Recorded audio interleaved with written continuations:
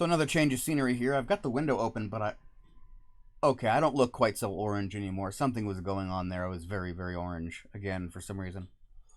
So, in this next little cluster of scenes, we have the Perrin meeting the wolves scene. We have a little interlude with Rand and Egwene after they have both worked through their breakup, effectively, is what's going on. And then we have the party fleeing from the Two Rivers, having lost the Dark One's forces over the river. Can't remember the name of the river. The Terran Ferry. Maybe it's the River Terran, I guess. They lose the Trollocs, they think so, and then Moiraine is suffering from her injury. They stop at a campsite, but they get discovered midnight. Egwene senses them, interestingly. Interesting thing about that, I don't know. It's cool that, like, Moiraine was asleep. Why didn't Lan...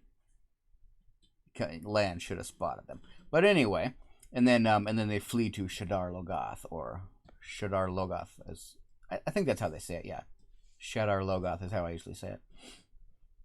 Okay, so for one thing, I just wanted to mention on the on the Rand and Egwene portion, this is pretty good, man. They're doing like a breakup and intense feelings, but not negative, but more sad, right?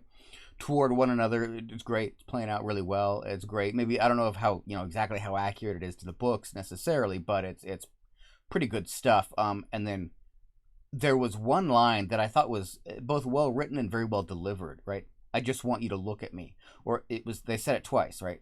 I just want you. I can't remember how it went, but the second time she said, I just want you to look at me. Oh, she said something. We're in a dangerous place. We're out in the middle of nowhere, and I just want you to look at me. I don't know. I can't deliver the line. But I thought it was a really good line. It was touching. You could feel the emotion in it. It was really well written and delivered, or yeah, quite liked that. They're in the middle of Rand is being his normal young male self, a little bit tender, a little bit touchy, and Egwene is just. That's probably what it is. Egwene is so much more mature than he is right now. She's making like lifelong life commitments and choices at this point in her life. And he's wondering whether he's still got a girlfriend. That kind of thing, right? So, good stuff. And then we have the Perrin moment where I liked the writing in there. I especially liked the visuals on that Rand and Egwene situation. They were just wandering near a beautiful river, little stream in the woods. Just amazing, the kind that you can jump across. If you travel 50 feet in either direction, you'll find a spot to jump across. You don't have to get wet. It's very well done. I liked that. And then later in the later scene, Perrin was at presumably the same stream, up or downstream, gathering firewood and such. I like that. That's a realistic, reenactment of stopping for the night and camping. Well done there. It hangs together kind of thing. Visuals was great. Acting was quite good. Little bit over dramatized on Rand turning around and slowly looking at her or something, right? Kind of went a little overboard, but that's okay. Whatever. He's supposed to be a little bit tender. I didn't hear anything about the sound of music in that scene. Accuracy as to the books.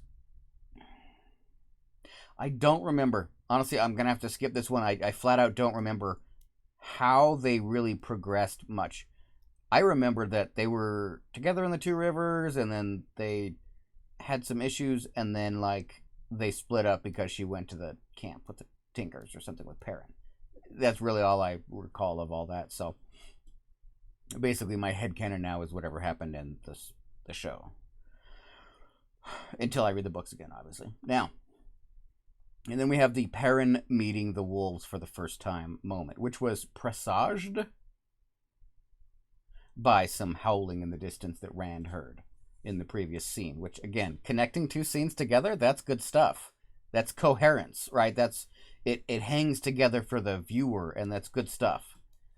Really, it feels good. Feels good. The Perrin moment, all of this was very well done. The Perrin actor, I don't know the guy's name. Every expression was perfectly expected and accurate and just what it should have been. I had no issues there. He's doing the whole thing where I'm a tough man. I don't have to tell other people about my injuries and such. Young male tenderness. And then when he freezes and looks at the wolves, wow, it's a really good reenactment of, look, no one is around in the forest, right? No one is with him in the forest. So, and he knows that. And so he doesn't have to wear his reaction on his face. So his reaction can be all internal. He doesn't need to show it to anyone or broadcast it. And so he just does what anyone normally does when they're surprised in the woods, which is stop and think. Uh-oh, what is going on here, right? We don't need to react. And that's what he does. And then he reaches the moment of, yep, that's literally a wolf pack or half a wolf pack right in front of me, 20 feet away. Okay, this is happening for real in real life right now. Here we go, right? And so he does what anyone else does. You just freeze. You find out what they're doing. I personally would immediately run to the nearest tree and climb, because I know that wolves can't climb. Bears will climb right up after you. There's no getting away from a bear. You don't climb a tree with a bear. With a wolf, you do. But they can jump pretty high, so you better get up that fast. So he froze and just stared at them, and that was good. That was a realistic enactment. You know, you're not twitching your fingers, you're not moving, they're movement based, right? Their instincts, their attention is, their focus is movement based. You don't move, right? You're just frozen. Really well done there. No problems with that. Real quiet, right, at the moment. And then you have the instant where he glances down at his leg and is like, oh, shit, I'm literally bleeding here. This is not good, right? Nothing is going correctly here. And then the wolf comes over and licks him, and he doesn't give a puzzled expression, but that's okay. Again, he knows he's alone. It's all happening in his mind. You don't have to broadcast your feelings out loud visually on your face like this. And so his puzzlement is well portrayed in his stillness and just the amount of time that he spends just watching it happen. Is this really going on in front of me right now in real life, right? Am I dreaming again? Do I have bats in my mouth again, right? So, who knows? Interesting stuff. And then I wanted to make a special note here. Anyway, that's the breakdown of the scene. The writing of it, it all worked pretty great. I would note that, aren't these fairly small wolves? Maybe that's normal. Maybe that was intended. Maybe a lot of wolves are small. I don't really know much about it. I always just thought wolves were much bigger, but maybe those are big. I mean, they look actually okay. Actually, looking at the screenshot, never mind. That's a big fucking dog. That's fucking big. I mean, that would knock Perrin over if it jumped at him. So yeah, never mind. That's a huge wolf. Okay. I'm sure there's bigger in the world, but they don't need to be any bigger than that. The visuals here, absolutely fucking amazing. Look at this location. Look at the river he was on. Absolutely amazing. Really beautiful stuff. The wolves look really tame. Maybe, I don't know, maybe this is how they would look in real life. I don't know. I've never seen a wolf in real life. I've seen a bear in real life. Yeah. He was a quarter or to a third of a mile away, standing up watching us. I realized that the gigantic SUV I was in was not sufficient protection. Whew. Yeah, pretty interesting. Pretty good. I liked them. They looked a little tame, but they were supposed to. They were supposed to be standing around looking at Perrin, being like, yo, what's up, Acting, as I mentioned, was incredibly good. The accuracy here, shoot. The only specific thing I remember is, he met Elias in the forest. He met... I don't remember when he met the wolves. Did he meet the wolves at the White Cloak camp No, because that's when he gave in and allowed himself to connect with them to help them survive and attack the White Cloaks. I literally don't remember whether this is accurate or not. Sorry, not a great memory. And I did want to make a real special, real quick mention here of the music during this scene, during the absurd wolf meeting. Was man, it was pitch perfect. It was kind of a modern sort of beat, but at the same time, it really, really matched and just fit right in. It gave a sense of silliness, right? I listened to Marilyn Manson, and he once did a track where it was intended to be like humor through music, which is hard to do, and he didn't succeed at it, in my opinion. But is that even possible? I don't know. Either way, this track clearly conveyed some sort of absurdity, and I quite liked that. It really matched the tone quite well, even though it was a modern track included in an old fantasy, the ye old days movie. Quite liked it. All right, moving on to the next little piece. We have Lan rousing the... Whoa, there it is. I'm orange. It happened. Is it whether or not my arms are on the screen? It's tone mapping going on the thingy. Because there's so much blue, I'm being cast in a red light? Fascinating. Anyway, so as Egwene is woken up by the mirror drawl and the Trollocs in the background, and as Lan is rousing the party and mustering them out and onto their horses and beyond and out, he delivers a line. Perrin says, "Where do we go? Which way do we gallop?" And Lan says, "To the abandoned city of Shadar Logoth." But he doesn't do it properly.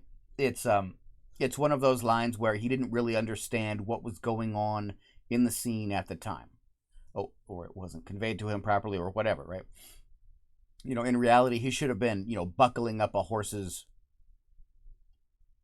strap at that point. Saddle buckle? Yeah, there are words for those.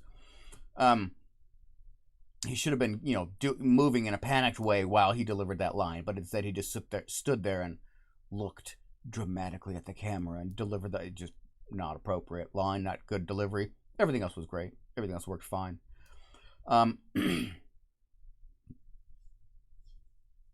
It's fitting that they stop in ruins. It's an ongoing theme that the show is introducing and playing heavily on, and I'm good for it. I'm good with it. Great. I'm glad for it.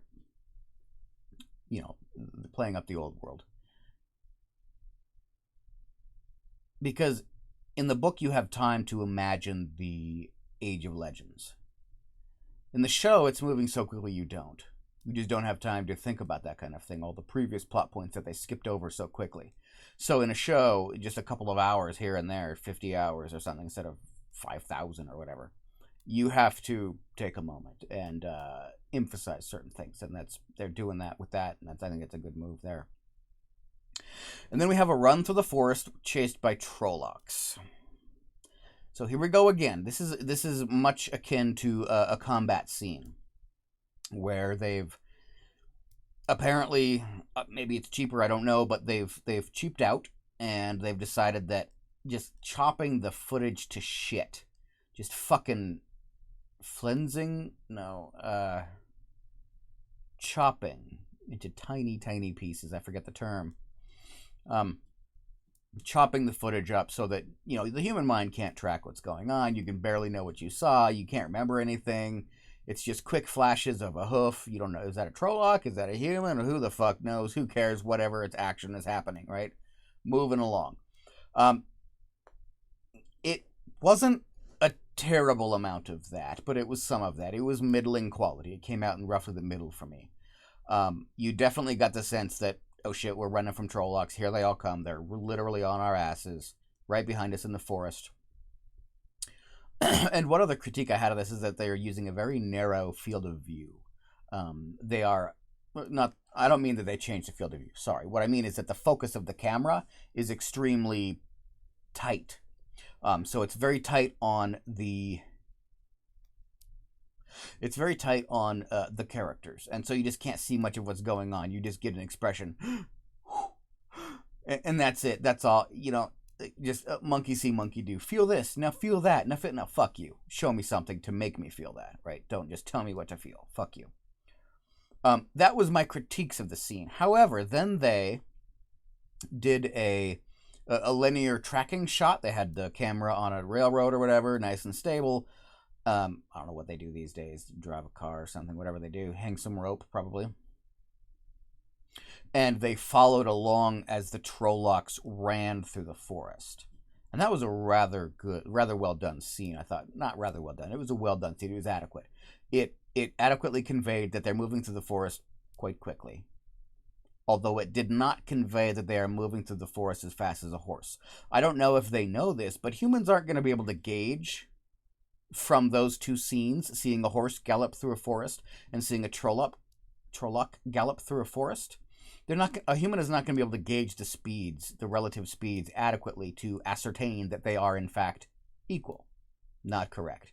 You would need to zoom out to a much wider shot and show, from above, a drone perhaps, show that the horses are galloping through the forest, and the Trollocs, they're keeping up. Right? You'd have to keep it on the screen for 10 solid seconds just for the human to be like, wait, those runners, humanoids running on the ground are keeping up with a horse? What the fuck, right? And that would imply to them, that would impute to them the knowledge that happens.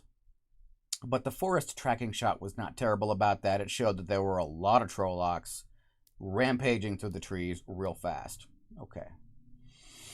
And then and that actually fits the book quite well. Although in the book, you had a very explicit description of the catch poles, the Trollocs' catch poles, getting people off of horses, right? Wrapping it around like a snare for a rabbit, right? You didn't get any of that. Oh, this is where they roll over they gallop over the hills, and Moraine does fire, I think? Rolling earth and fire waves to kill a massive army of Trollocs. So that's not accurate. I didn't hear much of the music. It was all just pounding, loud stuff, generic nonsense that I didn't pay attention to. The acting during the chase scene was just the typical dramatic, overdrawn stuff. Hey, I'm screaming, I'm threatening, it's trouble, oh no, feel dramatic and terrible. No worries. The forest itself, the visuals. Again, the visuals were good. I didn't get any sense of fourth wall breaking. No, the weird robot thing from the Trollocs. I'm not getting any of that. They're drawn on the screen properly or captured on camera properly. The torches. Now that I'm thinking about it, did the fire behave naturally? I'm not sure it did. It's certain that the torches weren't needed. It didn't make any sense. Why would you have torches? It's not dark at all. It was quite light in that forest. Maybe they implied that they had been running all night. If so, I didn't catch it. First time through was too fast for me, and they would have ditched the torches at that point. And then we have the walls of Shadar Logoth, or Shadar Logoth, as I say. First of all, are those 300-foot walls?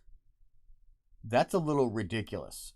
Maybe, I guess it is a power-wrought city, so I suppose. Beldine was an extremely, was that her name? Was an extremely, Menetherin, the Menetherin's queen. Aemon was the king, I think. I'm not remembering her name. Maybe they did build it with the power. I don't know. But they looked way, way too tall.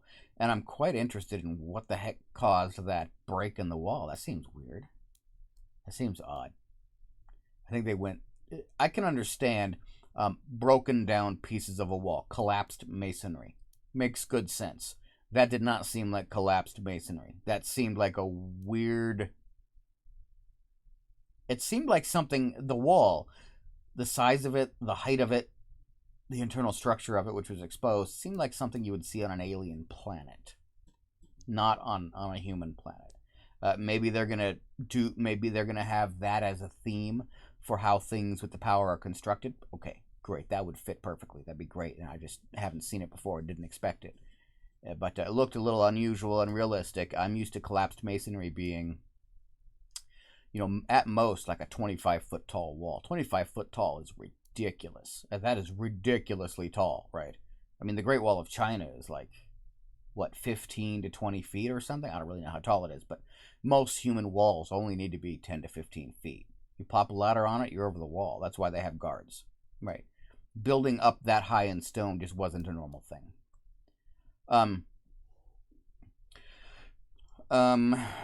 Yeah, anyway, so they go into the walls of Shadar Logoth.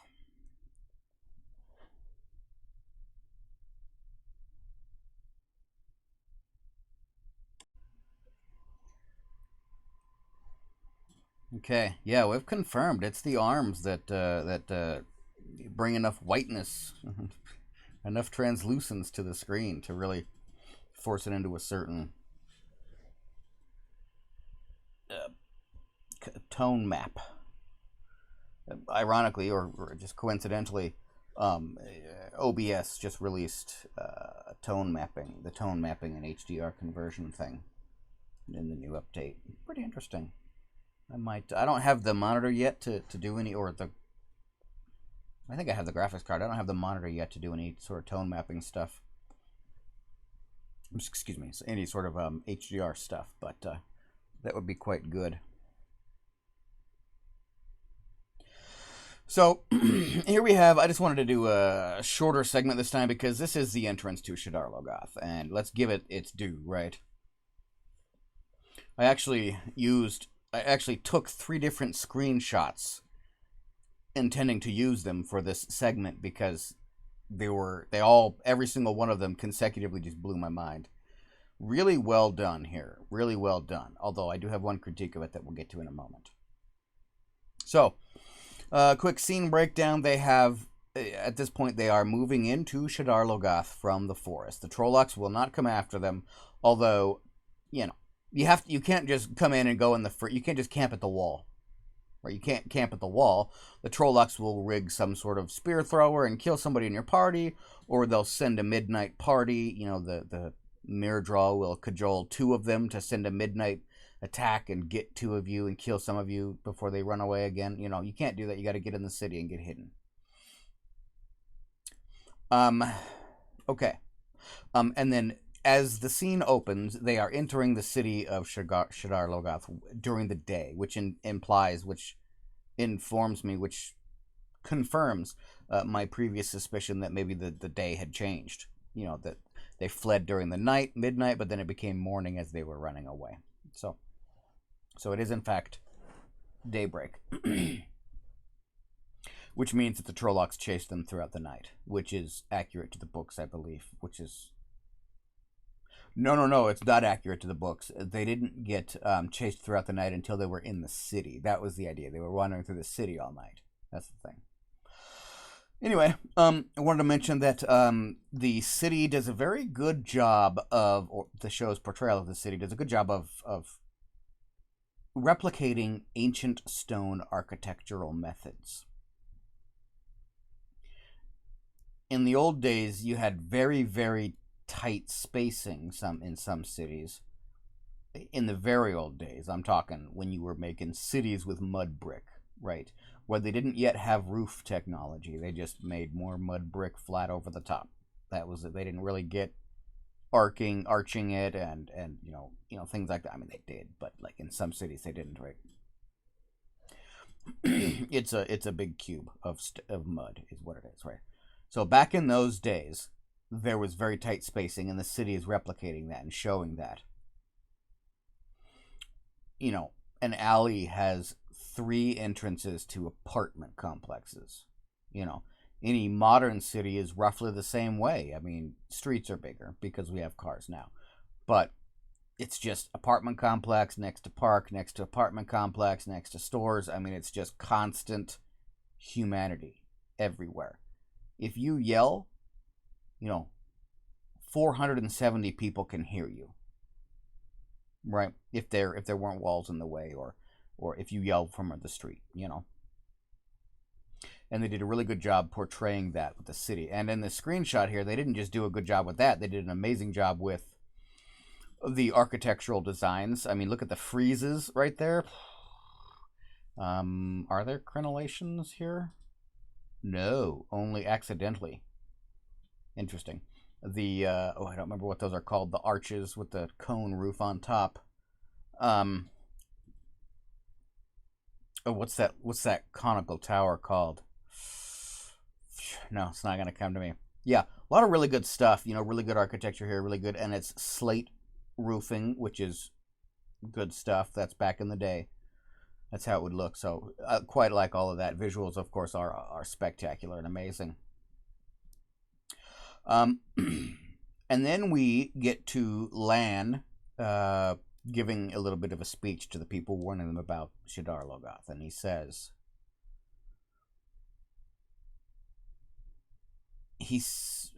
wow, I forgot my objection. Was it that it was a bit dramatic? Well, I've forgotten that. My apologies there. Drop that one. Matt has the traditional joke lines. He comes in with some jokes, okay? And the first thing he says is a couple of things, right? Which is wonderful. It's a great line. It's quite funny. It's a good tone. It again doesn't match the fantasy, but it doesn't really violate it either. It's fine. And in fact, I think that actually matches the tone in the books pretty well. He's sardonic, he's sarcastic, he's flippant, and this is that, and it's not too far outside what those people would say back in the day. It was a pretty decent line, quite funny. And he also drops I want to use the word diegetic, but it's not the word here. And in universe, and appropriately in universe language thing, he says, "Why in light's name did you bring us here?"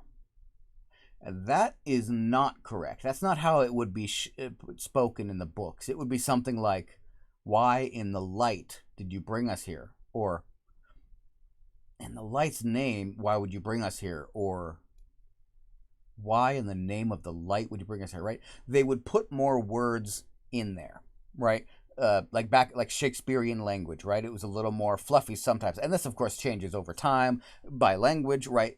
But the general aesthetic of fantasy is that people will be a little more flowery with their language, and this doesn't match that. He used it a little too casually, and I picked up on it, but it wasn't bad at all. And that's all that happened in this scene. It is a short scene. They just move into Shadar Logoth and they start camping, and then we see Egwene and Rand come up to the top of this little space here and look out over the city. I want to point out one thing that's a problem here. It is described in the book that they ride around the city at night for hours, which is possible. I visited San Francisco in my youth, and man, slept in an upstate apartment on a hill, walked down to the bagel shop of a morning to get a nice morning. I mean, that is city life, right? That is how the city lives. And that was beautiful and that amazing. Oh, and then I went on a walk at night and got lost, and had to find my way back to the proper hill out of a choice of numerous hills of apartments, rolling hills with housing on it.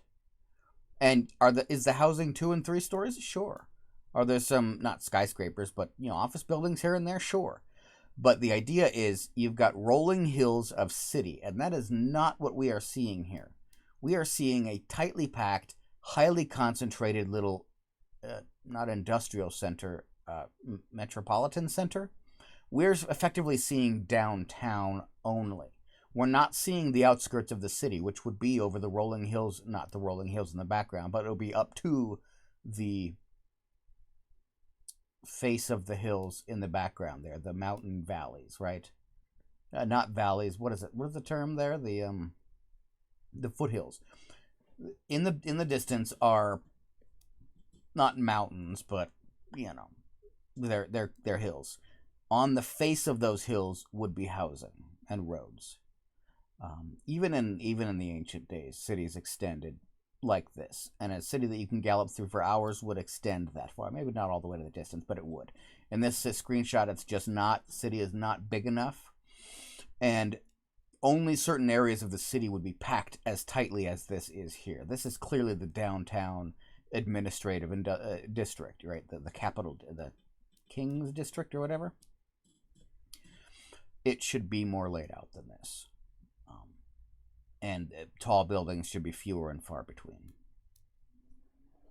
And there should be more wide avenues, right, that stretch quite far. And in the distance, you don't know what's there because the trees in the avenue are big enough to block your entire view of what's off this hill.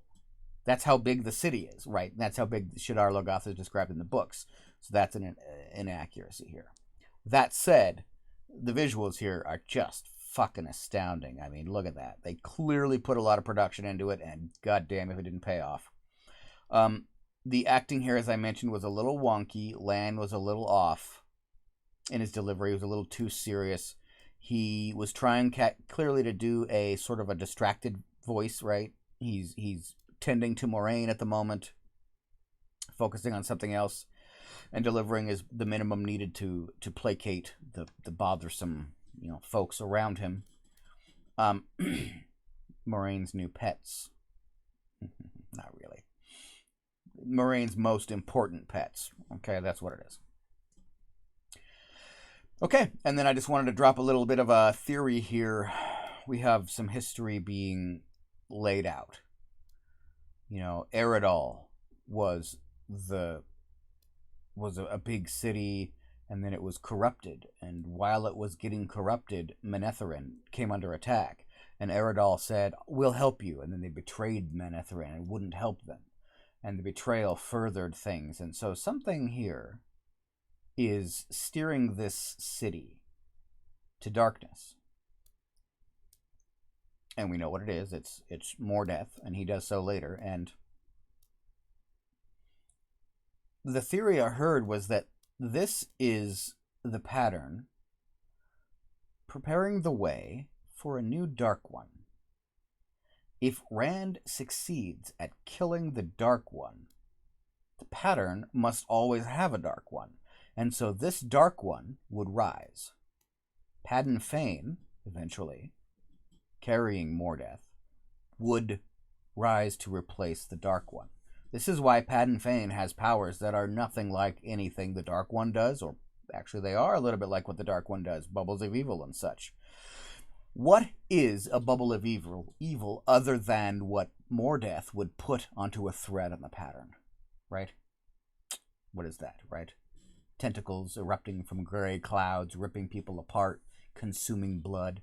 Well, what else is that but space, independent of space agnostic, three-dimensional, spatially agnostic things happening at whim that destroy order and life and cause chaos. Let the Lord of Chaos rule. So the theory was that the pattern was prepping another Dark One in case it needed one, in case the Champion of Light won this time, in order to perpetuate the cycle. And this was the birth of that, and it's quite interesting.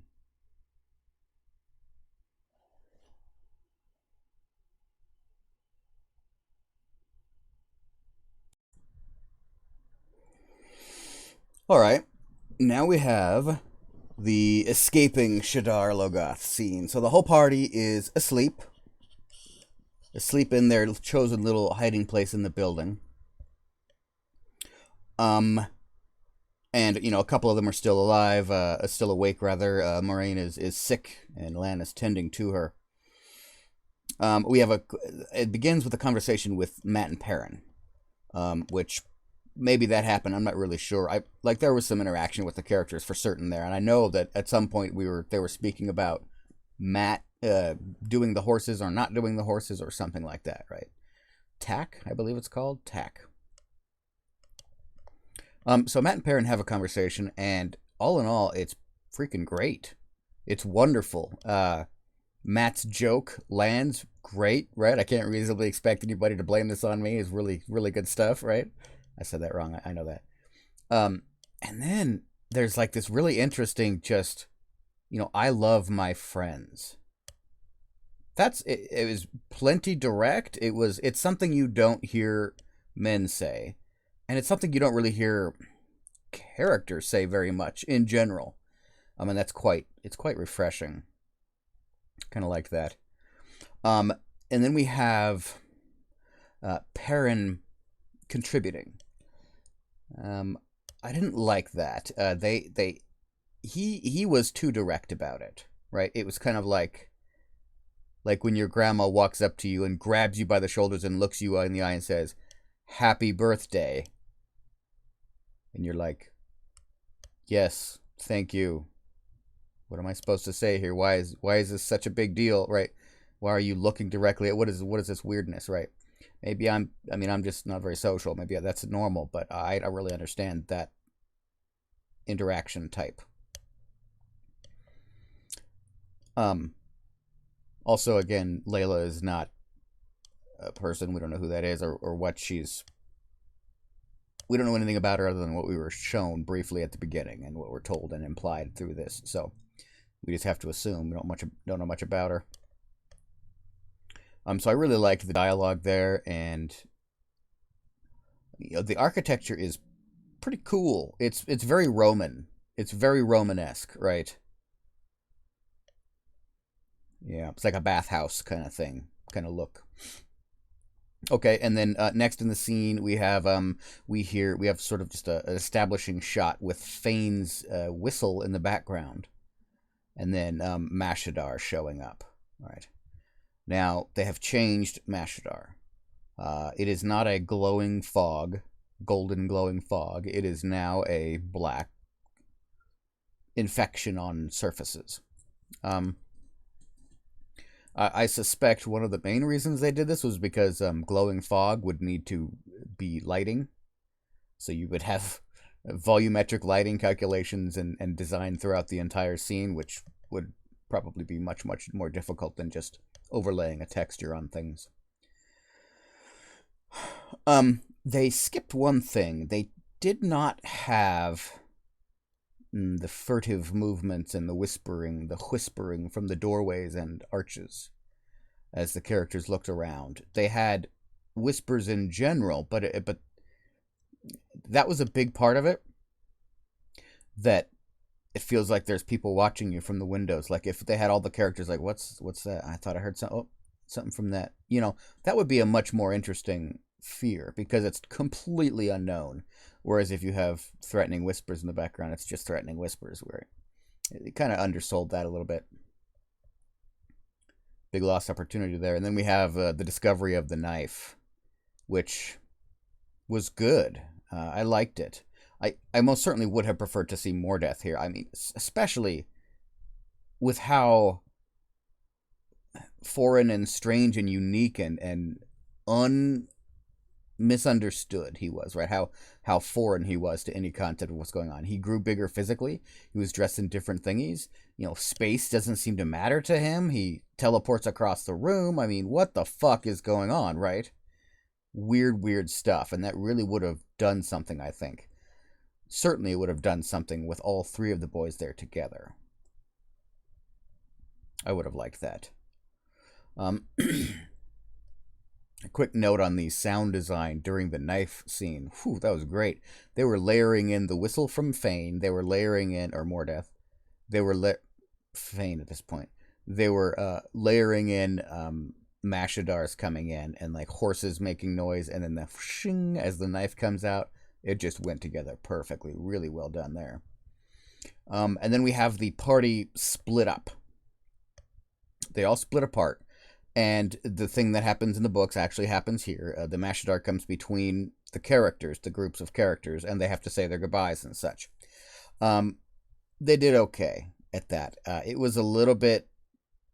It was a tiny bit too much direct. I'll come for you. I mean, silly kind of silliness, but at the same time, it was a pretty big deal, and it was okay there. Uh-oh, did I just mute something? Testing. Hello, can you hear me? Okay, I guess we're fine.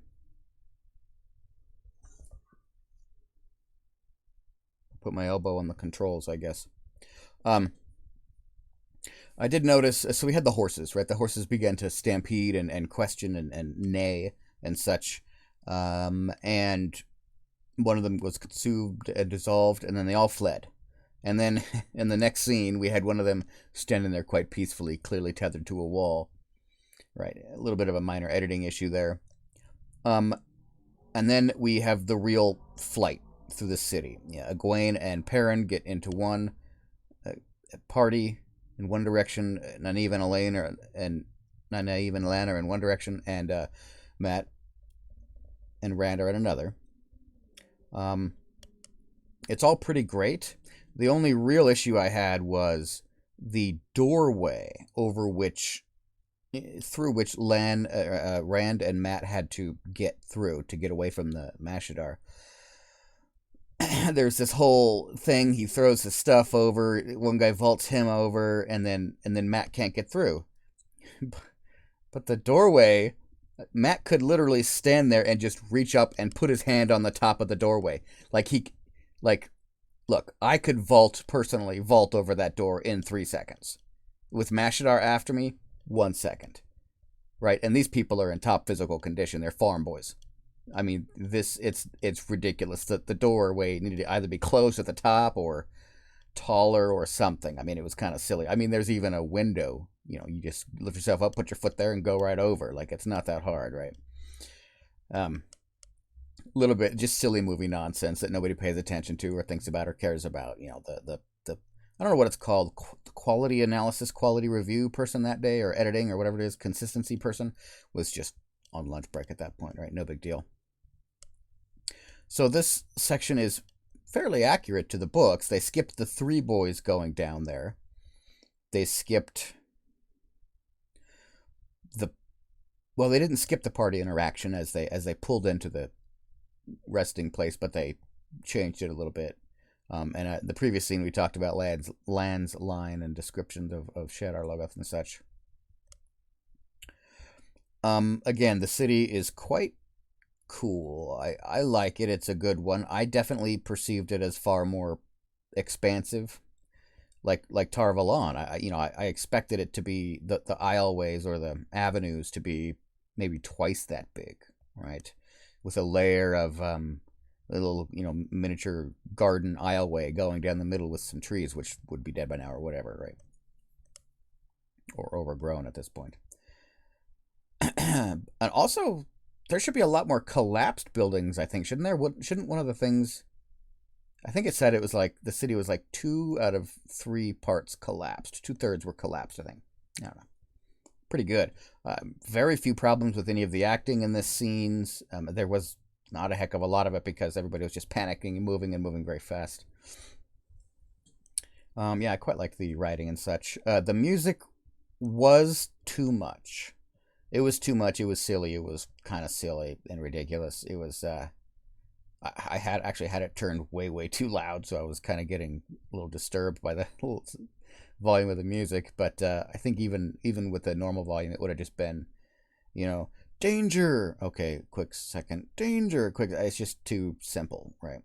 We could have used a nice remix of Fane's whistle as Mashadar comes after them, right? Who knows? Or a mixture of Mashadar theme plus the whistle theme coming together as they're being chased. I don't know. Could have been interesting, but it was just pound the drums really loud for danger effect. But it served its purpose.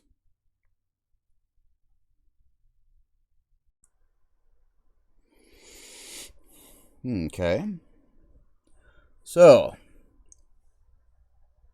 this is the ending of episode 1, and then the beginning of 2. Side note, the intro still spectacular. Whew. Especially in 1080p with speakers that can play the bass. Man, it's really good stuff. So here we have, as a big overview, we have the Nynaeve backstory with getting captured by the Trollocs. And then what happens after that, where she tracks Lan in the forest. Meets up with Lan and Moraine where she's injured. that's literally all that happens in this scene. That's all that I've watched. I guess it'll be, I don't know, we're supposed to be going longer than this, but whatever. This was very good. Okay, it's the intro to the show. It's supposed to be quite good, isn't it? Okay. So we have let's do the intro scene with Nynaeve and escaping the Trollocs. So this is the first time we get to see Trollocs up close, very close. You see a Trolloc's leg to the point where you can see, striations in the skin and the length and color and thinness of the hair. I mean, it's highly impressive. All of it looked very believable, even the way it kind of moved. Like you couldn't, I don't think you could see like the musculature moving under the skin, but everything else was quite good. Quite good, and this was the goat leg type of Trolloc. I'm not sure if they'll actually include all the different types. Quite liked that. And then we have another exposure to the level of brutality that's going to be included in the show. With the Trolloc slashing the other Trollocs open and just slashing him open because he's injured and can't keep up, and just eating him. Cannibalism. Pretty freaking brutal. It was pretty brutal. I mean, it's all dark and everything, and it's very quick, but at the same time, whew, man. And also, they didn't do what a lot of movies will normally do, then cop out and say, oh, you got slashed in the stomach, now you're dead while they rip your entrails out. No, you're still alive, like, for several minutes. I mean, you're in shock and whatnot, right? But you're still alive. Like, you get shot in the stomach, it can take you a week to die, right? Very brutal, pretty brutal, but again, not quite Game of Thrones or Saw level stuff, right? And then we have the typical, running, panic, combat, oh no, bad stuff happening. They included some African chanting, or at least that's what it sounded like. It sounded a little bit like Lorena McKinnon does some song, or I think it's the Enya song, actually, where you have presumably some African village children singing or something, right? It sounded a little bit like that. I mean, it could be anybody. I have no idea, what sort of music it came from, but it sounded like that. And they didn't push it. They didn't push it too much, right? It was there, you could hear it, and then it served its purpose and it moved on. So it wasn't, it was pretty decent, I thought. Quite good. And then we have a literal encounter, one-on-one, mano a womano, with beasto a womano, with a Trolloc and a human. And I gotta say, I'm highly impressed. That was a very good. The physicality of it was quite good, right? He picked her up. It seemed quite realistic. She stabbed him. It actually seemed pretty realistic because it is hard to stab someone, right? If try to stab a steak with a knife, like you're more likely, like a kitchen knife, like you're more likely to break the knife if the steak is thick enough than to actually get very far into the raw steak, because skin and flesh is extremely thick, extremely tough, right? Those knives aren't made for that. Hers was, right? But you got to put muscle into it, you got to put arm and weight into it, and she did, and it paid off great. Looked really good. And he was still, alive and kicking and hitting her, or you're picking her up and whatnot. And then they fell into the water. It's pretty good stuff. And I wanted to point out that there was a little bit of posing with the knife, right? She goes, "Urgh." Right? A little bit of posing, a little bit lasted a little too long, right? But not bad. And then, after the battle, then she took her pose, and I'm not going to begrudge her that. It was a great scene. Yeah, I quite liked it all. I thought it was pretty good stuff. Pretty good stuff. I like that whole scene. Everything really just kind of paid out there. None of it's accurate to the books, of course. None of that happened. Yeah, we don't hear about any of that. I think we actually do hear a throwaway line about her dodging patrols of Trollocs through the woods, actually, now that I think about it. Using her woodsman skills as she did with tracking Lan. Now, and then we have the scene where, so I thought the acting was very good there. Man, we got to see a Trolloc face close up. He had very, very human eyes. totally animalistic horns and face and everything else, but the eyes were clearly human. That's pretty cool. Nanaeve was screaming and her acting was quite good. I actually thought her blank face of shock and terror and this is it, right? I actually thought that face of hers was a little too bland. It didn't really show enough panic. Probably wider eyes, right? Maybe a little bit faster breathing, right? Would have helped, I think. But it conveyed what was going on. I'm pretty sure the sound and music was the same tripe it always is. It was just there as background filler, a lot of heavy bass and just pounding. Yeah, pretty good. Okay, and then we have the Nanaeve and Lan meeting for the first real time again, out in the middle of nowhere. She snuck up on him, which is cool. One problem I have with this is that she puts the blade to his throat. Okay. She's behind his right shoulder. She's got his blade touching the front of his throat. Okay. That's okay. She could at any point lunge forward and actually do appreciable damage, right? So, good. But then during the course of the scene as they're talking, she moves to stand in front of him, just aiming the knife in the general direction of his throat several inches away. I mean, anybody who's actually fighting will tell you don't do that. That's not you need to be able to. Humans are unbelievably fast.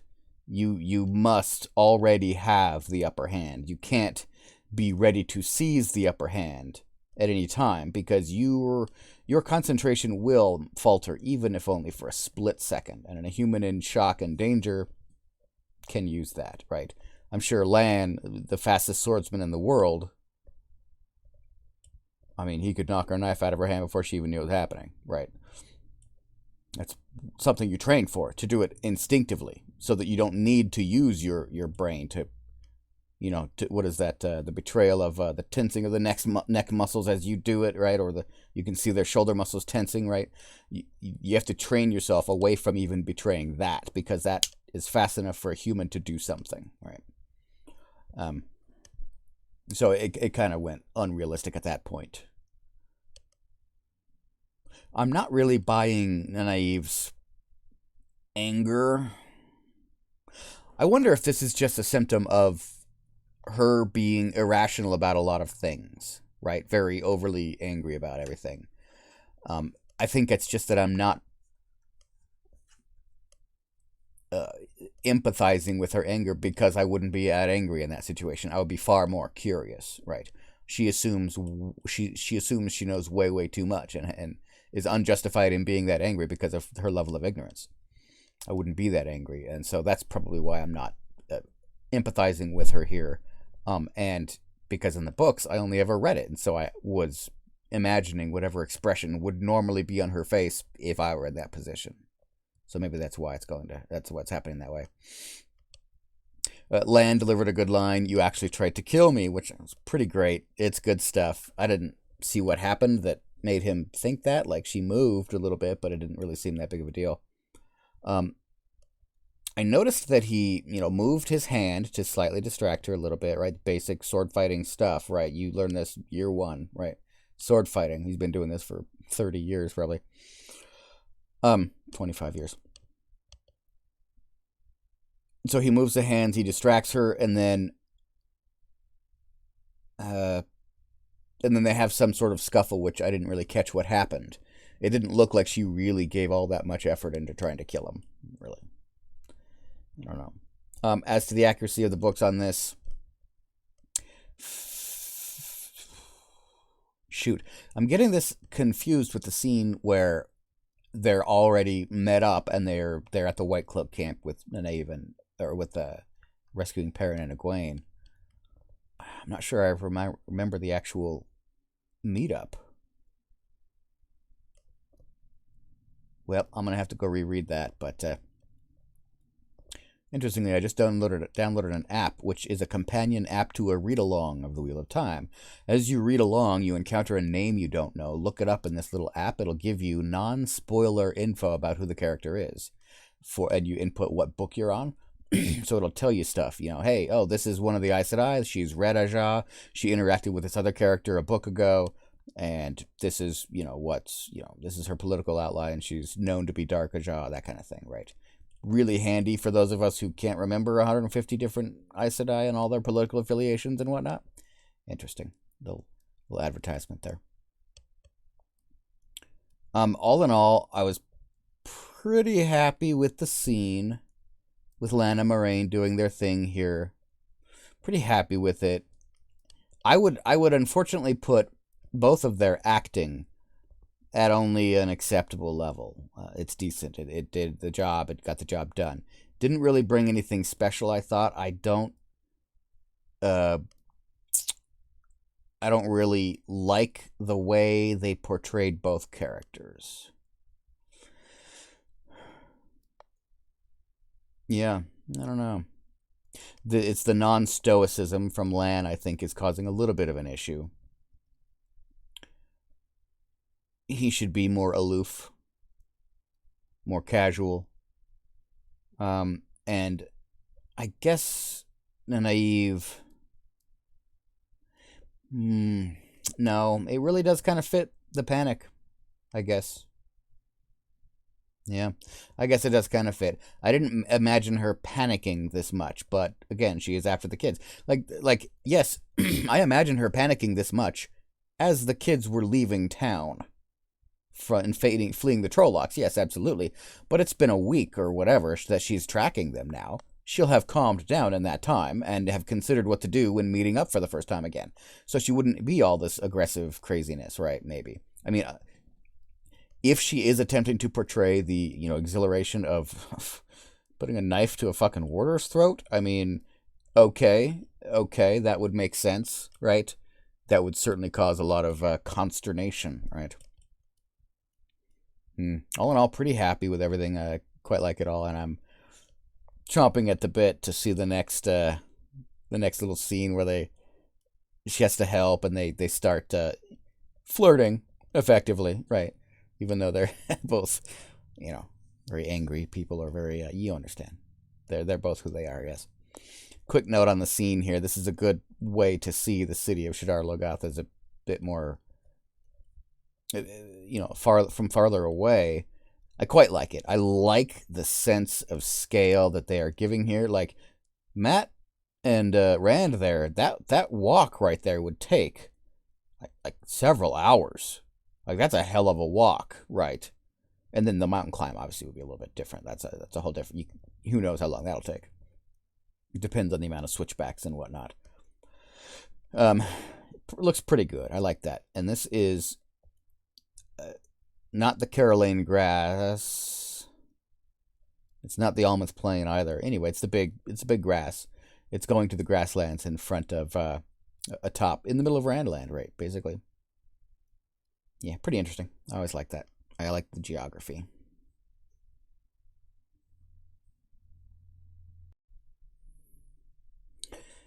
Okay. In this latest one, we have a conversation between Rand and Matt as they flee the village. Flee the Shadar Logoth occasion. We have Perrin and Egwene running away in the plains, essentially, as the mountains of mist give way to the plains of the Caroline grass, probably.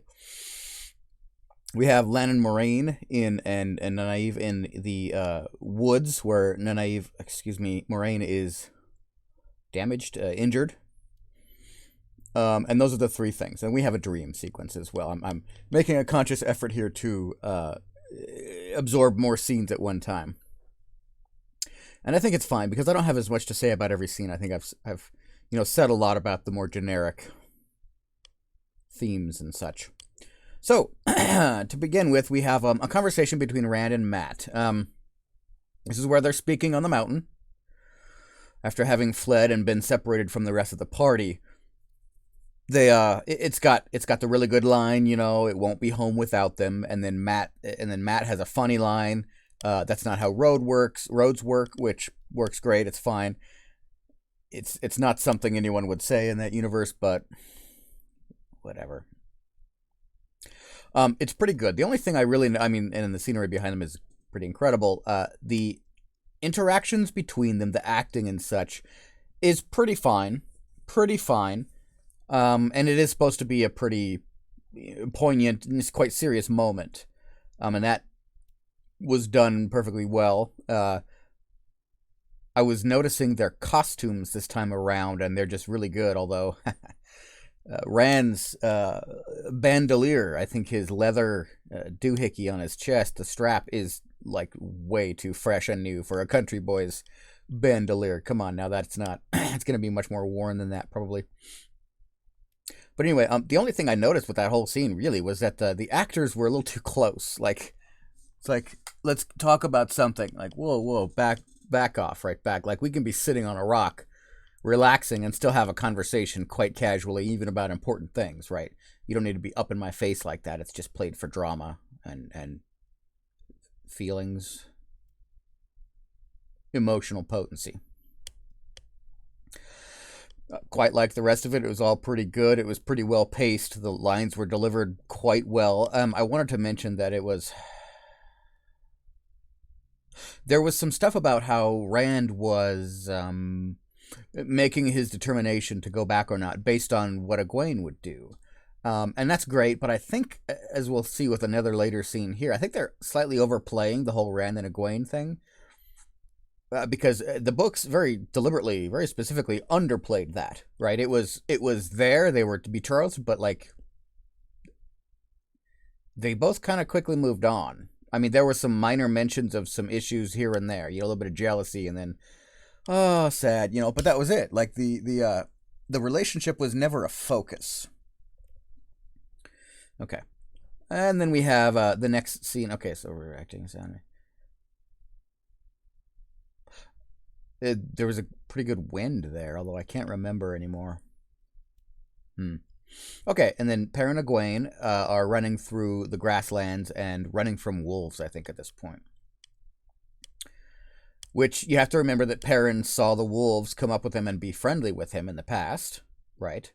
So you got to kind of wonder, in that other scene a while back near the stream, you got to kind of wonder, why is he not considering that, right? When it comes down to we're about to be eaten, why is he not saying, well, they were friendly last time, maybe they will be this time, right? Why is he not considering that? Maybe he is. Oh, and of course, I think at this point it could be assumed that he is fleeing from that. But again, he doesn't know anything about it yet, right? This is still when it's just a mystery, a complete mystery to him. He doesn't know, you can turn into a wolf man and lose your humanity. You can, run with, it's a whole mystical thing, right? It's not like I might be able to channel kind of situation. It's more like, what the hell is going on here? Let's use this to my advantage, right? It's not at that point yet. So a little poor writing there. I just wanted to mention when they were doing the panicked fire lighting scene, it seemed a little formulaic. Perrin, was instructed to do, hey, get, light a fire in a more and more panicked, you got to get it before the wolves get you. And yeah, you're going to be panicking. But his acting seemed like 80% good. There was a little bit of too much, a little bit of too soon, a little bit of too obvious. But then he just completely makes up for that by giving Egwene a nice little side eye. You just lit the fire, okay, all right, he's good at that. He's got a great look on that. It's pretty good. I like that. And again, this is where they begin. They have a little conversation about what Rand would do, and what they are going to be, other party is going to do, and it turns out to be he's going to do wherever you are. But I mean, yeah, kind of, but they're overplaying that. They're emphasizing that where the books deliberately under-emphasized it, deliberately downplayed it.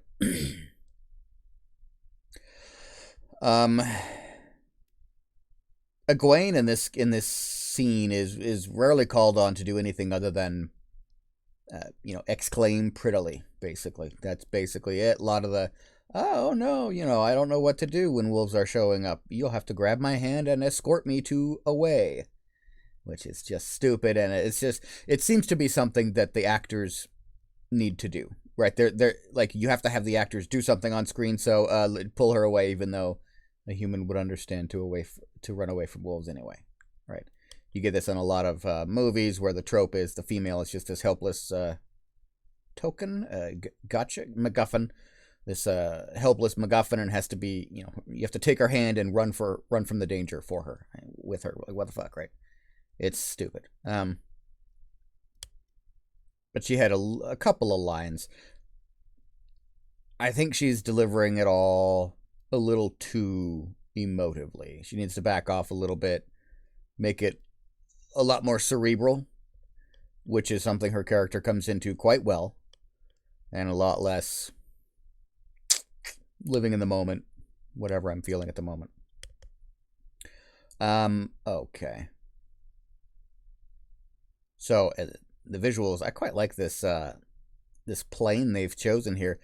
It doesn't really convey the feeling of being cold, but whatever, It doesn't actually even look like early morning. It looks more like kind of like midday or late afternoon, maybe.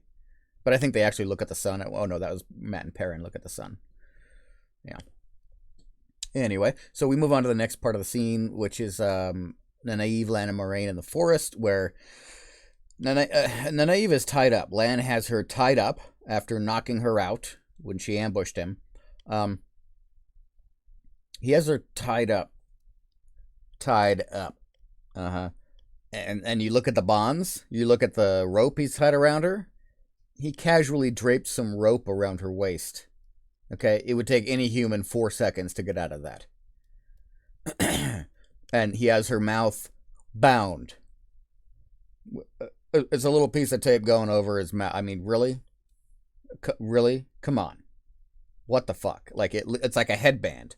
Oh, let me drape a headband over your mouth. What the fuck is that going to do? Why would you even do that? Why would you bother doing that? Right? Stupid. This is, I don't know if this is like the consistency department or whatever it is, internal realism or internal consistency or realism or something. Whatever it is, completely drop the ball. It's stupid. It makes no sense. You tie people's hands up and then you tie their hands to the tree. Right? Or you tie their hands around the tree. Or if you want to stop them from making noise, you put it in their mouth. Right. Pulled up into their mouth. But so that they can't shape their lips into a louder yell, I think is one issue. One method. Yeah. Anyway. And then we have, they start talking, and they give Nynaeve this line that says, it's not a demand, it's a threat. Which is kind of incoherent. If you're demanding that they do something, then you are threatening. They're this, like, it just smacks of those cheap lines that people say, this isn't a threat, it's a promise. Well, a threat is a promise. That's the same thing. All you're doing is making tough noises, right? Grr. That's, all you're doing. It's incoherent and just lets them know that you aren't really thinking all that clearly. And then we have the tracking thing. And as for the actors in this case, Lan is doing a pretty good job. Again, he's not completely unemotive. He's not completely stoic. But at the same time, he is conveying, a calm balance. He is getting that across fairly well. He's considering and such. He pulls that off pretty well. And Nynaeve is doing pretty well as well, honestly. She has an interesting look. She has big, wide eyes and a very serious look, and she's doing really good with a serious look. And you can see her thinking on her expression, which comes through pretty well. Pretty great stuff. And again, on the Nynaeve irrationality, it's sort of working. She's really intense, is what it is. She's intense, and that's fine. And then we have the conversation about, hey, you tracked me from the two rivers, right? Which is inaccurate. Or no, sorry. So you have the issue of tracking, and then in the show they've pushed the idea that Nynaeve didn't track Lan, she tracked Moraine, who has a tell. Now this does still fall on Lan's shoulders. He failed to consider that the person he was traveling with has a tell, right? That makes perfect sense. So he should have said, you tracked us, right? But they've changed it. You tracked us, not you tracked her. In the books, it was not, I'm pretty sure, it was not that she tracked Moraine. It was that she tracked Lan. So maybe it's actually the same, because in both the book and the show, she tracked them, Moraine and Lan, and it fell on Lan's shoulders that he failed to prevent tracking. So maybe that's the same, but it was not made a big deal of in that way. It was as if she tracked Lan, right?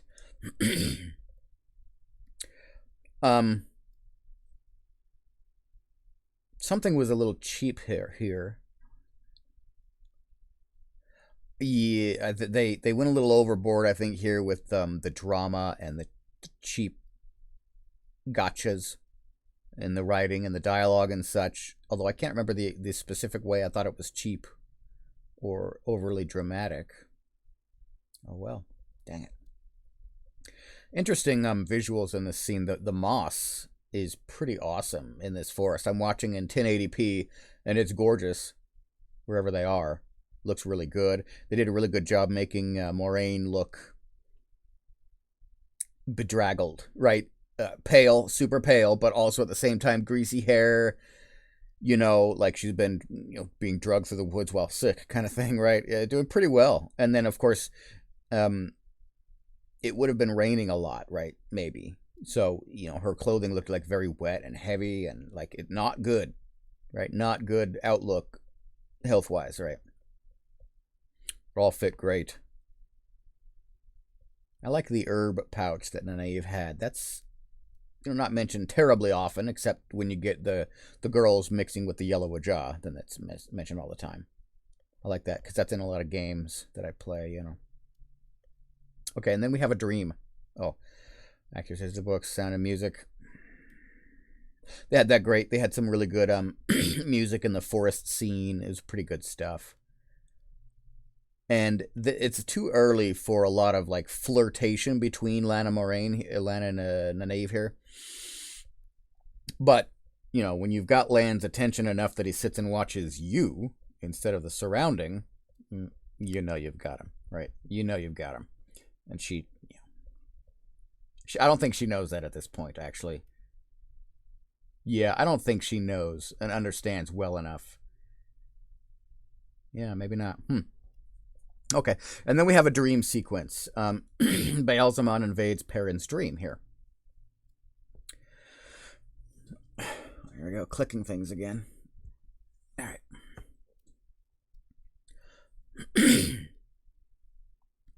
So the dream is pretty great. We have a lot of I did want to mention one thing: the cinematography here, the visuals, the way they played with like depth of field and the clarity of the cloth of his tunic. It was spectacular as he moved through the dream and through the rooms. I don't know if they were intending to convey some sort of dreamscape feel, but I didn't really get that so much. But I did get that Perrin was back in the place of his happiness and blah blah blah, his home, right? And then it comes on to the scene of his wife, which obviously is terrible. Oh, okay. And then you're mixing the themes of sadness over his wife and having killed her, and the wolves coming on, right? Wolf thing. Of course, all of this is wildly inaccurate and has nothing to do with anything.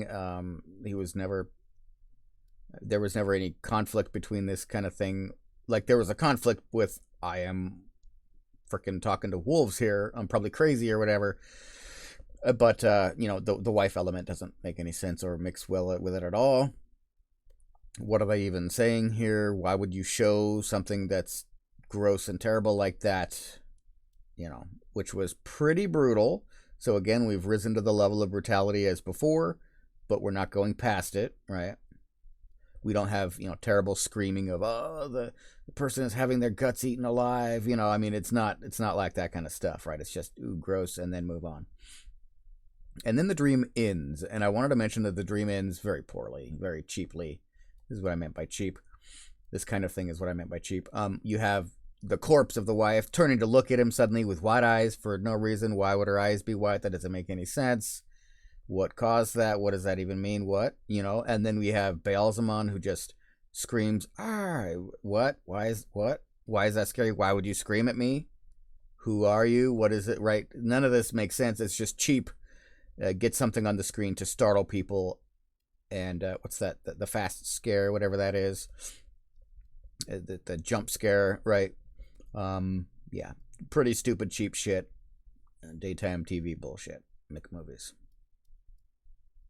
Although, I did want to point out that the dreams are actually somewhat written this way a little bit. They're written fairly cheaply, some of them. It scares you for the sake of scaring you. It scares the characters for the sake of scaring the characters. Right? So if Baalzamon invaded Perrin's dream and wanted to torture him with visions of his family members being eaten or whatever, that's the part that's terrible, not the jump scare at the end. That's cheap and stupid. And if Jordan did that, that's poor writing, or low class writing, right? Low gravitas, cheap thrills, that kind of thing. Okay, and then and then the visuals of the dream, the writing of the dream, the acting. Well, Perrin was just called on to do the basic, what? What's going on? What? Which he did fine. Whatever, no worries. I'm pretty sure the dream had some silly, ridiculous music or loud crashing sounds. Like, oh, it's intense. You feel intensity now, and the accuracy was commented on already. Okay, so the next scene here. We have the wolves really chasing now Perrin and Egwene through the forest, a nice thin forest. Forest is stretching the term, right? Some brush, basically. Even though it's, 12-foot tall brush, it's still just brush. The cinematography here is pretty terrible. Pretty bottom of the barrel stuff. You have some overhead shots, right? Some drones or whatever have an overhead shot of the characters running away from some wolves. The wolves are running through a path. The characters are running down another path. And between one clip and the next,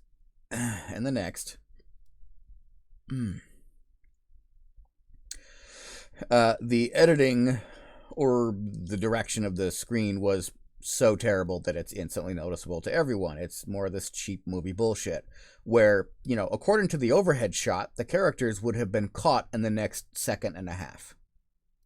Right? They would have a wolf mouth jaw clamped onto their heel. It's already over.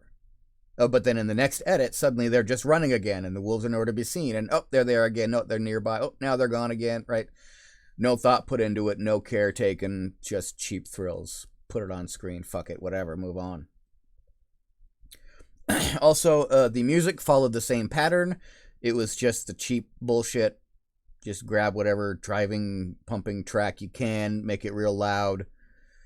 Most intense part. Just move on. And I wanted to point out that it's actually rather easy to achieve the same effect as you're going for with the loud music with literally no music, right? Letting the danger itself provide the environment, right, is just as doable. Plenty of really excellent horror movies do this just fine. You don't need the music there. It's superfluous. It's useless. And if anything, it cheapens the experience and takes away from it. All in all of that was pretty terrible. Accuracy as to the books with the wolves chasing Perrin. You have the scene. Oh, this is where they're emulating here the scene with the ravens, aren't they? Is that what they're doing, or are they going to go to that later? I wonder. I mean, there was a big element of, Perrin and Egwene being chased across the grasslands by an animal threat, right? Although it was the Dark One animal. and barely surviving and running. And if they're replicating that, they've done it here. They replicated that here. And I did want to point out also that the wolves were chasing them more intensely at this time because Baalzamon had invaded his dreams, and so they knew that they were doing the best that they could at the time to protect him from within the dream, the wolf dream, the dream, the wolf. What's it? The wolf dream. I forget what it's called. Anyway. So, I mean, that kind of makes sense, right? They're chasing Baalzamon out of him, or they're trying to get to him to chase Baalzamon away, protect him, that kind of thing, right? So, interesting. All right.